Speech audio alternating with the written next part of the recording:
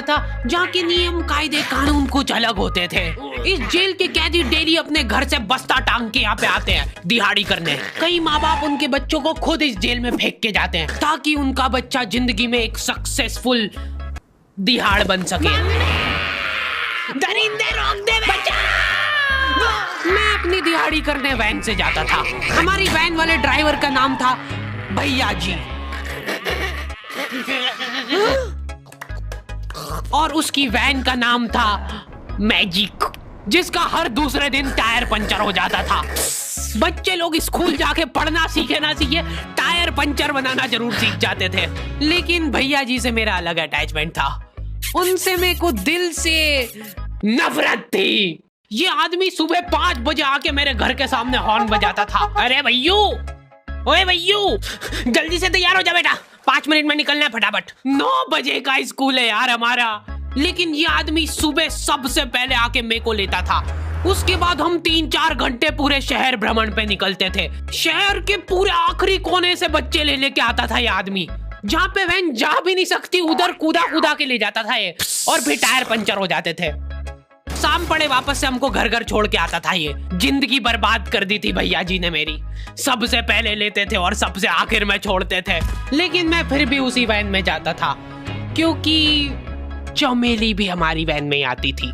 और बात यह है कि वो मेरे पास ही बैठती थी, मतलब मजबूरन। उसके पास और कोई ऑप्शन ही नहीं बचता था और मैं बचाता भी नहीं था। मैं घर पे जाते से जो 2-3 घंटे मेरे को सोने के लिए मिलते थे उसमें सोता नहीं था और मैं प्लानिंग करता था कि कैसे चमेली सिर्फ मेरे पास बैठे। चमेली सबसे आखिर में आती थी और मैं सबसे पहले सुनसान वैन में चढ़ के बस्ता अपने पास में रख के और फसर के सो जाता था।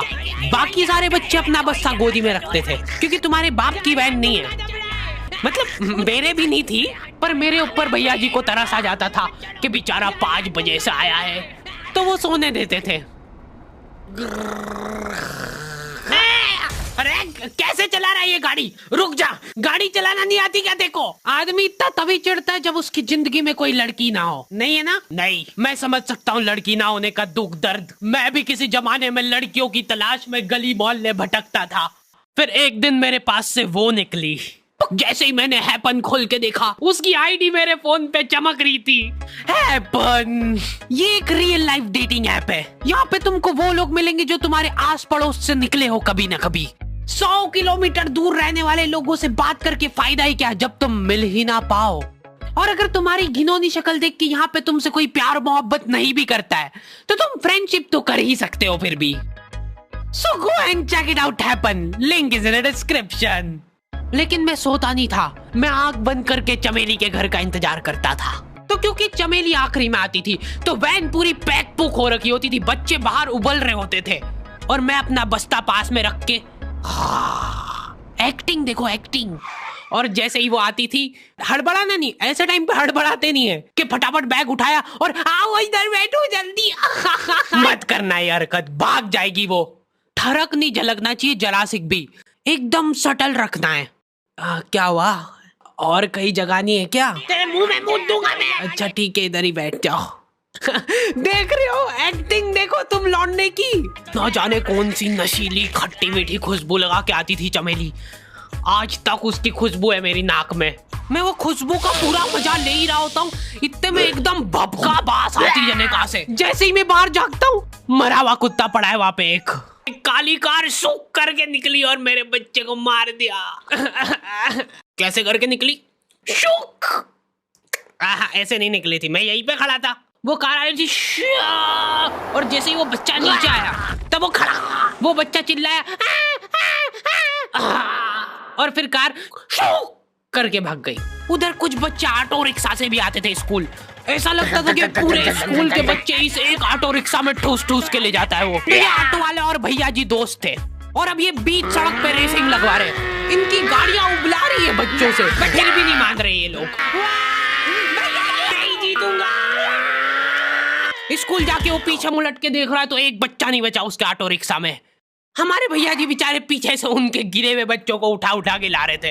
ये सब हरकतें करके हम लोग जैसे तैसे कैद खाना पहुंच जाते हैं। सुबह 5 बजे से निकलने के बावजूद हम लोग लेट पहुंच रहे हैं। वहाँ पे पहुंच के हमने देखा कि 4 लौंडे मरे हुए पड़े हैं। जिनको डॉन ने मारा है। डॉन हमारे स्कूल की इंचार्ज थी। डॉन का कद छोटा था और पेट मोटा था, और आश्चर्य की बात यह है कि समय के साथ उसकी हाइट कम हो रही थी। मतलब बड़े नहीं बड़े वो चलता एक बार को, पर इसकी कम हो रही थी। डॉन बहुत स्ट्रगल करके कार से स्कूल आती थी खड़े होके, क्योंकि बैठ जाए तो उसको सामने की सड़क नहीं दिखती थी। वो अलग बात है, खड़े होके भी पूरा नहीं दिखता था। हर रोज 2-4 कुत्ते कुचलते हुए आती थी वो। फिर मेरे को समझ आया कि रास्ते में जो कुत्ते दिखे थे वो डॉन इस कैद खाने में छत पे बैठी रहती थी स्नाइपर लेके। कोई भी कैदी कुछ गलत गतिविधि करता हुआ दिखता था तो वहीं पे, मैडम इनकी लाश का क्या करना है? अरे ये तो आपको पता ही है। कहाँ रह गए थे यार झमू दीदी, फटाफट ये खून वून साफ करो। झमू दीदी बुलेट से स्कूल आते थे और ये अफवाह फैली हुई थी पूरे स्कूल में कि उनके घर पे मर्सिडीज भी है, लेकिन झमू दीदी हम्बल रहना पसंद करते हैं। ऐसा कहा जाता था कि ये स्कूल ऑन पेपर झमू दीदी के नाम पे ही है, पर वो हम्बल रहने के लिए यहाँ पे झाड़ू पोछा लगाती है। वैसे मैडम इन्होंने करा क्या था? गैर कानूनी पेन फाइट का सट्टा खेलते थे ये लोग क्लास में। उससे मेरे को प्रॉब्लम नहीं है, मेरे को क्यों नहीं? हाँ, हमारी क्लास में पेन फाइट का सट्टा चलता था। हमारे इधर जो लौंडा पेन फाइट में जीतता था, सामने वाले का पेन उसका हो जाता था। कुछ बच्चे अपना सब कुछ दांव पे लगा देते थे और कर्जे में डूब जाते थे। फिर भी वो लोग हार नहीं मानते थे और अपने दोस्त से पेन उधार लेके खेलते थे और वापस हार जाते थे।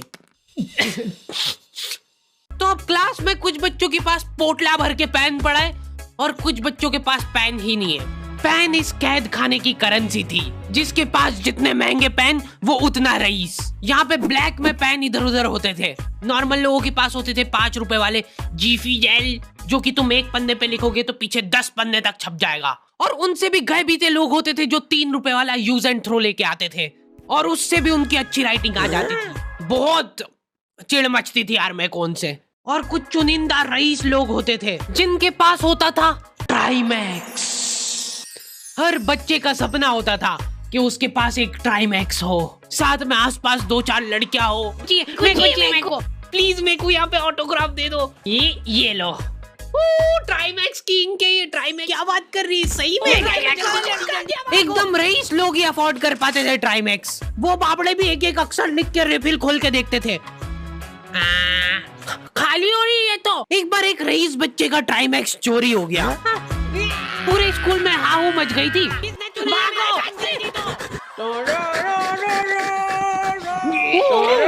देखो, उस दिन हमको पता चला कि वो आदमी दौड़ भी सकता है। हमारे स्कूल में कुछ भी कांड हो रहा है, ये आदमी सबसे पहले दौड़ के आएगा, पूरा बैग खोल चोर, और बच्चों के बैग चेक करेगा। स्कूल वालों को भी इसकी सैलरी देते वक्त सबसे ज्यादा आखरती है। सैलरी किस चीज की? इस आदमी की शक्ल देख के ऐसा लगता था कि ये स्पोर्ट्स की आड़ में वैन वालों के साथ मिलके बच्चों की स्मगलिंग करता है। इस महान आदमी का नाम था भूषण। इसने अपनी जांग पे टैटू करा रखा था, भू अलग जांग पे, सड़ अलग जांग पे। सर कल से खो खो खेलने के लिए कितनी बजे आना है? वो तो बैग चेक करा पहले तू।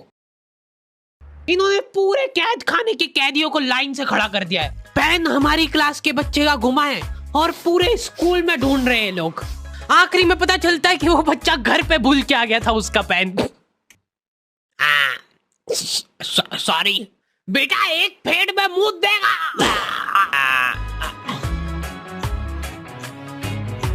ऐसे तो नमूने बच्चे थे हमारे स्कूल में, और टीचर लोग उनसे भी गए बीते थे। हमारे स्कूल में टीचरों को उनके नाम से कोई जानता ही नहीं है। बच्चों ने उनकी हरकतों के अनुसार टीचरों के नाम रखे हुए। हमारे इंग्लिश वाले टीचर का नाम था छोटा भीम। इससे चिड़चिड़ा आदमी मैंने आज तक नहीं देखा। छोटा भीम की हॉबी थी लड़कों को कूटना। उस बेचारे की हाइट छोटी थी तो बच्चे के मुंह तक उसका हाथ ही नहीं पहुंचता था। बेचारा ऊंचक उचक के मारता था, फिर भी कमर तक ही हाथ पहुंच पाता था उसका। एक पॉइंट पे मेरे को ऐसा लगने लग गया था कि उसको सैलरी लड़कों को कूटने की मिल रही है। कभी किसी बच्चे को बहुत ज्यादा मार दिया, घायल हो गया वो बेचारा, ये लो आपका एक्स्ट्रा बोनस। होमवर्क तुम्हारा बाप करेगा क्या? सर मेरे पापा मर गए थे। तू भी मर जा। ये लो। अरे वाह, नहीं चल रही, सांस तो नहीं चल रही है। हाँ कंफर्म मर चुका है ये। ओह ये लो आपका प्रमोशन हो गया है। लड़कियों से उसका अलग अटैचमेंट था। कौन सा परफ्यूम लगा के आई हो? सर थोड़ा दूर रहो। अरे मैं कुछ कर थोड़ी ना।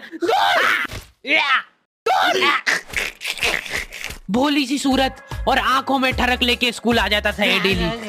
So this means that he will jump over it and then he started. ये आदमी इंग्लिश को इंग्लिश में ही ट्रांसलेट करके चल जाता था हमारी नंगी आंखों के सामने। इधर वॉशरूम में मौत का नंगा नाच मचा रखा था लॉन्डो ने। 4 लॉन्डे दिन भर वॉशरूम में जाके खड़े हैं, कुछ भी नहीं कर रहे वो लोग वहां जाके। उनको बस मन की शांति मिलती है वहां जाके। अगले दिन उन चारों ने प्लानिंग करी, कुछ तो प्रोडक्टिव करते यार वहां जाके। अगले दिन वो सब पानी की बोतल लेके गए। अब वो पानी पी पी के हाथों हाथ मूत रहे हैं। और ये टीचर लोगों को प्रॉब्लम क्या है, बच्चे अगर वॉशरूम जा रहे हैं तो एक गया है तो अभी दूसरा नहीं जा सकता है। क्यों? तुम्हारे घर की लेटरिन थोड़ी ना है वो कि एक टाइम पे एक जना यूज कर सकता है। मान लो वो 2 जने अगर वॉशरूम में मिल गए तो वो क्या कर लेंगे ज्यादा से ज्यादा? भाई यहाँ का बल्ब निकाल लेते हैं ना। हाँ निकाल लो, फीस भरी है अपन ने। लॉन्डो को ऐसा लग रहा है कि इन्होंने फीस भर के पूरा स्कूल खरीद लिया है। 10 लॉन्डे कॉरिडोर में छाती चौड़ी करके चल रहे हैं प्रिंसिपल के सामने। प्रिंसिपल को इग्नोर कर रहे हैं ये लोग। इनको ऐसा लग रहा है कि इन्होंने फीस भर दी है तो प्रिंसिपल इनके पैर पड़ेगी। उनमें से आधों ने फीस भरी भी नहीं है। हमारा स्कूल बिल्कुल सेफ नहीं था। हमारे वॉशरूम में चोरियां हो जाती थी यार। बल्ब चोरी करने के बाद सब लोग अंधेरे में मूत रहे एक दूसरे के जूते पे। उधर कर। उसके बाद पूरे वॉशरूम में कुछ दिख नहीं रहा है चोरी करने का। तो ये लोग हाँ नल उखाड़ के ले गए। नल कौन ले जाता है? कभी वो मछली वाले साबुन चोरी हो जाते थे, कभी ये फिनाइल की सफेद गोली को माउथ फ्रेशनर समझ के खा जाते थे। भाई इसको चबा मत, इसको चूस, ज्यादा देर तक चलेगी ऐसे। ठंडक हो रही भाई, ठंडक।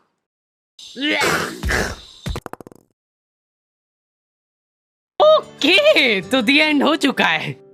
होपफुली तुम लोगों को ये वीडियो पसंद आई होगी। अब कोई भी रोएगा नहीं। डैडी किधर गया? वो मर चुका है। लो भाई तुमको जो चाहिए था ले आया हूँ मैं। अपने दोस्तों को ब्लैकमेल करो उनकी गंदी फोटोज दिखा के कि उनको ये वीडियो मजबूरन देखना पड़े। बाकी अगर तुमको इसका सेकंड पार्ट चाहिए तो 2.5 लाख लाइक्स कर दो फटाफट। और हैपन चेकआउट करना बिल्कुल मत भूलना, लिंक मैंने डिस्क्रिप्शन में डाल दी है। मिलते हैं नेक्स्ट वीडियो में।